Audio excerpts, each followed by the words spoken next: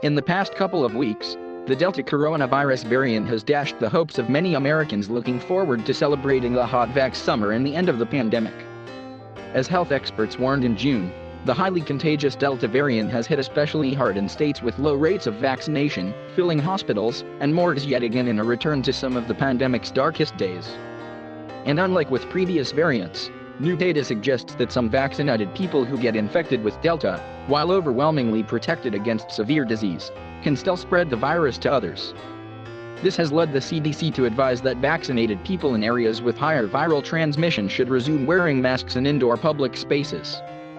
Big questions still remain about the extent to which breakthrough cases are spreading Delta. But there is now a growing sense of dread that Delta will be an unstoppable force.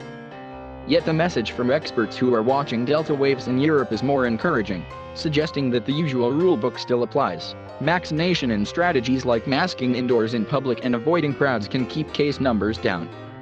Meanwhile, some observers have looked at what happened with Delta in the UK and India, where the variant was first discovered, and speculated that the US's Delta misery may at least be short-lived, whatever we do to limit its spread. In both countries, a steep rise in cases was followed by a similarly rapid decline, suggesting that the fast-spreading Delta variant typically burns itself out fairly quickly. There are two big problems with this view. First, if we simply let Delta take its course, the cost of lives in overburdened hospitals will be high. On the way to that point, there would be a catastrophic number of hospitalizations. Lauren Anselmyers, a computational epidemiologist at the University of Texas at Austin and director of the UT COVID-19 Modeling Consortium, told BuzzFeed News. You would overwhelm your healthcare system.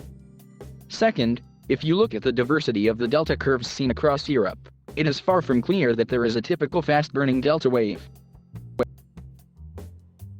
And in those countries that have seen a rapid rise and fall, changes in people's behavior, rather than the inherent characteristics of the Delta variant, seem to be a big part of what has turned things around. Dig deeper into the reasons behind the different Delta waves seen across Europe, and a more hopeful message emerges. Scary as it is, the Delta variant seems to be controllable.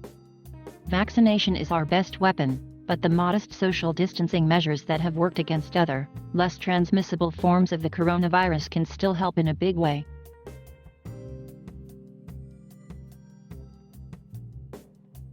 Thank you for watching. Please subscribe